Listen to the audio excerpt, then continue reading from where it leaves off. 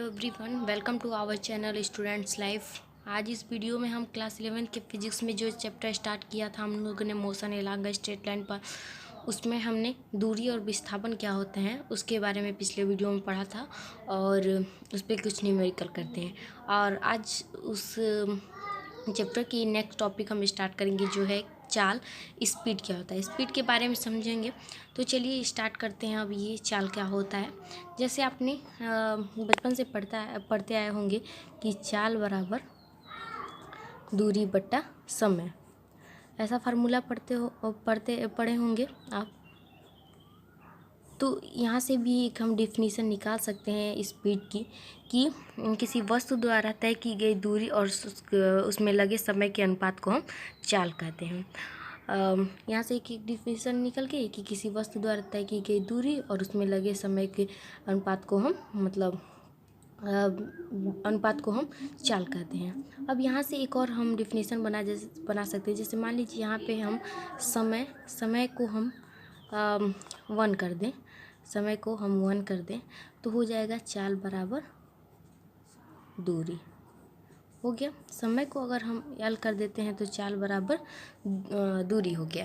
यहाँ से मतलब एक और डिफिनीसन हो सकता है कि एकांक समय में चली गई दूरी को हम चाल कहते हैं। एकांक मतलब कि 1 सेकेंड में, 1 मिनट में, 1 घंटे में या फिर 1 महीने, 1 साल में, मतलब जितनी हम दूरी चलें उतनी उसे ही हम चाल कहते हैं। तो चाल तो आपका क्लियर हो गया होगा कि एकांक समय में चली गई दूरी को हम चाल कहते हैं, या फिर ऐसे भी कह सकते हैं कि किसी वस्तु द्वारा तय की गई दूरी और उसमें लगे समय को अनुपात को हम चाल या फिर स्पीड बोलते हैं।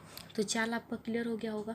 अब एक हम इसमें पॉइंट समझेंगे कि जैसे कि ये दूरी के कनेक्ट में है, तो दूरी एक अदिश राशि होती है, तो चाल भी एक अदिश राशि ही होती है। अदिश राशि, इसके लिए कोई डायरेक्शन की ज़रूरत नहीं पड़ती, केवल मैग्नीट्यूड होता है चाल के लिए। अब इसकी बीमा डायमेंशन की बात करें तो बीमा हो जाएगी चाल की LT - 1, इसकी बीमा हो गई। अब तीसरा पॉइंट में इसके मात्रा को नोट कर सकते हैं। तो यहाँ से मात्रक किसके 2 होंगे। जैसे यहाँ पे चाल दूरी है तो दूरी यानी कि मीटर में, और समय है तो सेकंड में, तो मीटर पर सेकंड हम कर सकते हैं। ये MKS सिस्टम में होता है और सेंटीमीटर पर सेकंड होता है CGS सिस्टम में। ये हो गए।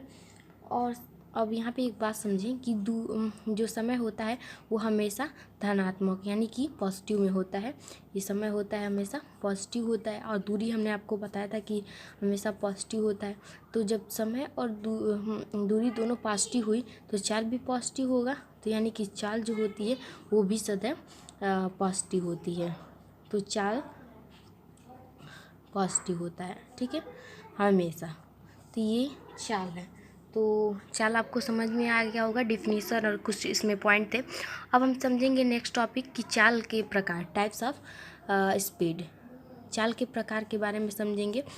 तो चाल जो होते हैं वो 4 प्रकार के होते हैं, और वो कौन कौन से होते हैं अब हम उसको समझते हैं। तो चाल पहला जो होता है एक समान चाल। एक समान चाल होता है। दूसरा जो होता है वो होता है असमान चाल। और तीसरा होता है वो होता है औसत चाल। और जो चौथा होता है वो होता है ताक्षणिक चाल।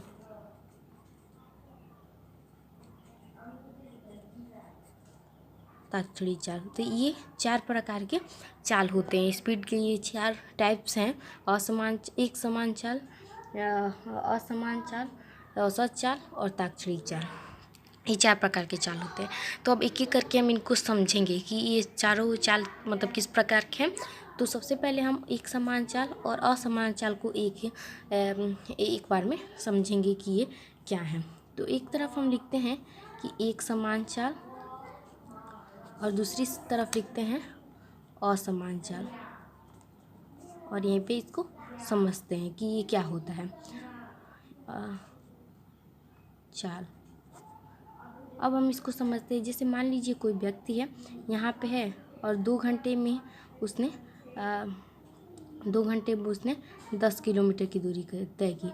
फिर यहाँ से आगे की 2 किलोमीटर में फिर इसने 10 किलोमीटर की दूरी तय की। फिर यहाँ से इसने आगे के 2 घंटे में इसने फिर 10 किलोमीटर, और ऐसे ही चाल से चलता रहा। तो हर जगह अगर इसकी चाल हम निकालें तो होगी 5 किलोमीटर पर आवर।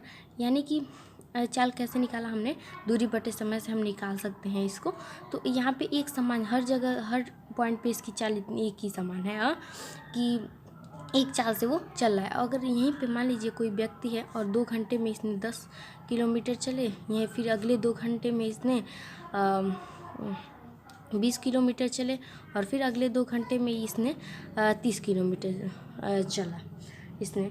तो यहाँ पे अगर इसकी चाल निकालें तो हो जाएगा, यहाँ पे आएगा कि 5 किलोमीटर पर आवर, यहाँ पे 10 किलोमीटर, और यहाँ पे 15 किलोमीटर आएगा। यहाँ पे 10 आएगा और यहाँ पे 5 है।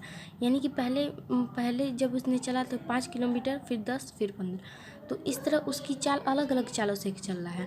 तो डिफिनीशन कैसे हम कह सकते हैं कि जब किसी नियत समय से कोई वस्तु बराबर दूरी तय करता है तो उसकी चाल को हम एक समान चाल कहते हैं, और जब कोई वस्तु एक नियत चाल से अलग अलग दूरी तय करता है उसे असमान चाल कहते हैं। तो एक समान चाल और असमान चाल आपका क्लियर हो गया। अब हम समझेंगे औसत चाल क्या होता है, एवरेज स्पीड क्या होता है।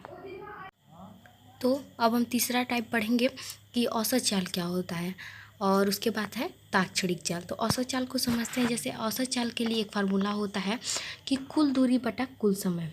जैसे औसत चाल है कुल दूरी बटे में कुल समय, ये एक फार्मूला होता है औसत चाल के लिए। यानी कि किसी वस्तु द्वारा चली गई कुल दूरी और उसमें लगे कुल समय को हम औसत चाल बोलते हैं। तो औसत चाल का डिफिनीशन ये हो गया। अब हम समझेंगे कि चौथा पॉइंट है ताक्षणिक चाल। ताक्षणिक चाल क्या होता है इसके बारे में। तो किसी व्यक्ति द्वारा विशेष समय में किसी व्यक्ति की विशेष समय की चाल को हम ताक्षणिक चाल कहते हैं। जैसे 6वें सेकंड में किसी व्यक्ति की चाल 8वें सेकंड में, 9वें सेकंड में ऐसे पूछ देता है, तो उस चाल को हम ताक्षणिक चाल बोलते हैं। यानी कि किसी विशेष समय की चाल को हम ताक्षणिक चाल बोलते हैं। अब हम समझें कि ये औसत चाल पे कुछ न्यूमेरिकल बनते हैं, मतलब आते भी हैं एग्जामों में, तो वो हम 1-2 न्यूमेरिकल करेंगे।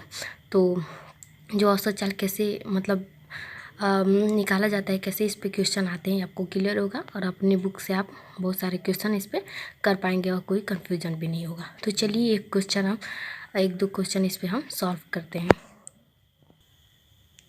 तो ये क्वेश्चन है कि एक बस इलाहाबाद से बनारस 40 किलोमीटर पर आवर के चाल से तथा बनारस से इलाहाबाद 60 किलोमीटर पर आवर की चाल से वापस आती है। तो इसकी औसत चाल बताइए।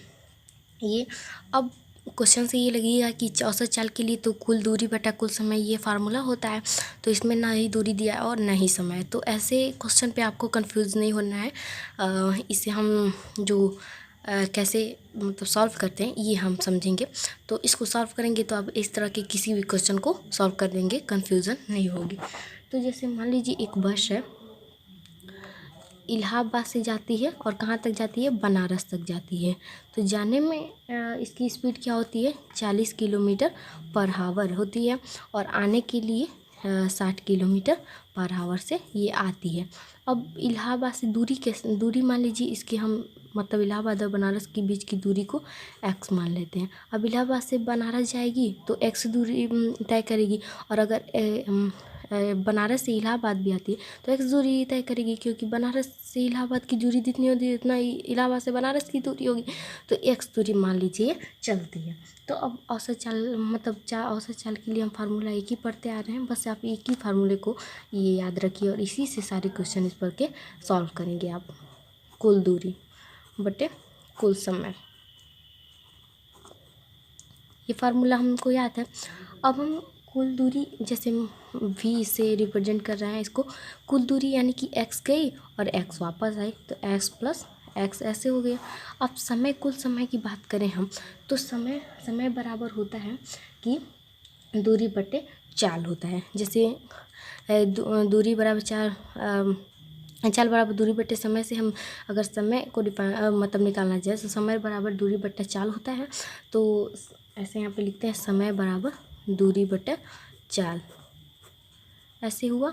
अब यहाँ से अगर t1 का वैल्यू निकालें, अगर जाते समय का टाइम निकालें हम, तो जाते समय का जो दूरी है वो x है और इसकी चाल कितनी है 40 है। तो t1 का वैल्यू ये हुआ और t2 का यहीं से निकालें तो x दूरी ही गया और इसका मतलब स्पीड था 60 था, तो ये t1 और t2 हो गया। तो ऐसे लिखेंगे x अपान मतलब जाने का समय और प्लस आने का समय 60, ये हो गया। अब v is equal to 2x upon, अगर x को यहाँ से कॉमन ले लेते हैं तो 1 अपान 40 प्लस 1 अपान 60 ऐसे हुआ। अब x से x कैंसिल हो जाएगा और बचेगा 2 अपान, अब इसका एलसीएम लेंगे तो 120 होगा और 40 120 और 60 दूना 120 2 होगा यहाँ पे। अब लिखेंगे v बराबर निकालेंगे तो 2 इंटू 120 ऊपर चला जाएगा और बट्टे में 5, और 5 से इसको काटेंगे तो 24 बचे 120 होता है और 24 का ऐसे मल्टीप्लाई कराएंगे तो 48 किलोमीटर पर आवर की चाल इसकी कुल औसत चाल इसकी निकाल आई। तो इस तरह से, तो अगर समय या फिर दूरी न दिया हो, अगर चाल भी दिया हो तो हम इसमें कंफ्यूजन नहीं होना है, ऐसे करके हमें निकाल लेना है। और ये जो फार्मूला है औसत चाल का, इसी से सारे क्वेश्चन सॉल्व हो जाएंगे। तो इस पर एक और क्वेश्चन हम करेंगे अब। तो अब ये नेक्स्ट क्वेश्चन एक और है जो हम करेंगे। तो एक बस जो है जो कि 10 किलोमीटर की दूरी 5 घंटे में चलती है, फिर 10 किलोमीटर की दूरी 2 किलोमीटर पर आवर की चाल से तय करती है और अगले 5 घंटे तक 2 किलोमीटर पर आवर की चाल से चलती है। तो बस की औसत चाल बताइए। तो देखिए, मान लीजिए यहाँ पे एक फिगर से छोटा बनाते हैं, उससे समझते हैं तो क्लियर ज़्यादा होगा। जैसे मान लीजिए पहले 5 घंटे में 10 किलोमीटर चलती है, 5 घंटे में 10 किलोमीटर की दूरी तय करती है। फिर यहाँ से वो 2 किलोमीटर पर आवर की मतलब चाल से वो 10 किलोमीटर की दूरी तय करती है। फिर यहाँ से आगे की दूरी मतलब कि 5 घंटे में ये 2 किलोमीटर पर आवर की चाल से चलती है। तो बस की औसत चाल हमें निकालनी है। तो कैसे लगेगा, यहाँ पे मान लीजिए दूरी और समय दोनों दिया हुआ है तो यहाँ तो निकल जाएगा। यहाँ पे दूरी दिया लेकिन समय नहीं, और यहाँ पे चाल दिया हुआ है, समय दिया हुआ लेकिन दूरी नहीं दिया। तो इसके लिए आप कन्फ्यूज़न में नहीं पड़ेंगे। क्या करेंगे कि चाल बराबर दूरी बटे समय होता है, इससे हम यहाँ पे निकाल लेंगे। यहाँ पे मान लीजिए यहाँ पे क्या निकालना है, हमें समय निकालना है। तो चाल बराबर दूरी बटा समय निकालना चाहिए। तो यहाँ का समय निकालने के लिए हम क्या करेंगे, दूरी बटा चाल तो 2, यानी कि यहाँ भी 5 घंटे हो गया और यहाँ पे हमें दूरी निकालनी है। तो दूरी बराबर चाल गुणे समय होता है। तो यहाँ पे अगर निकालना है तो 2 और गुणे समय कितना है 5, यानी कि 10 किलोमीटर ये निकल आया। यहाँ की दूरी निकालनी थी और यहाँ का समय निकालना था, ये निकल आया। अब हमें निकालना है औसत चाल। औसत चाल बराबर कुल दूरी और बटे में कुल दूरी यहाँ पे रहेगा और बटे में कुल समय, ये डिफाइन करना है। तो v बराबर, अब कुल दूरी 10 यहाँ भी चले, 10 यहाँ पे दूरी निकालना है हमने 10, यानी कि 10 प्लस 10 और प्लस 10 हो गया। अब कुल समय क्या है, यहाँ भी समय 5 है, प्लस यहाँ भी समय हमने निकाला 5 है और यहाँ भी समय हमने दिया हुआ था 5 है, यानी कि 30 और बटे में 15 यानी कि 2, यानी कि औसत चाल होगी 2 किलोमीटर पर आवर, जो इसकी एवरेज स्पीड होगी। तो इस प्रकार से क्वेश्चन हो दिया जाता है। तो अगर कहीं पे दूरी न दे, चाल और समय दे दे, या फिर समय न दे, दूरी और चाल दे दे, तो कन्फ्यूज़न में नहीं पड़ना है। ऐसे करके दूरी चाल बराबर दूरी बट्टे समय से करके और हमें यहाँ पे निकाल लेना है। तो इस प्रकार से क्वेश्चन आते हैं। तो हम यहाँ पे क्लास को यहीं पे ख़त्म करेंगे और नेक्स्ट क्लास आएगी जो, उसमें हम आगे का जो टॉपिक है वेग, उसके बारे में पढ़ेंगे। तब तक आप वीडियो को देखें, अच्छे से पढ़ें और अधिक से अधिक लोगों के पास शेयर ज़रूर करें। So thanks for watching.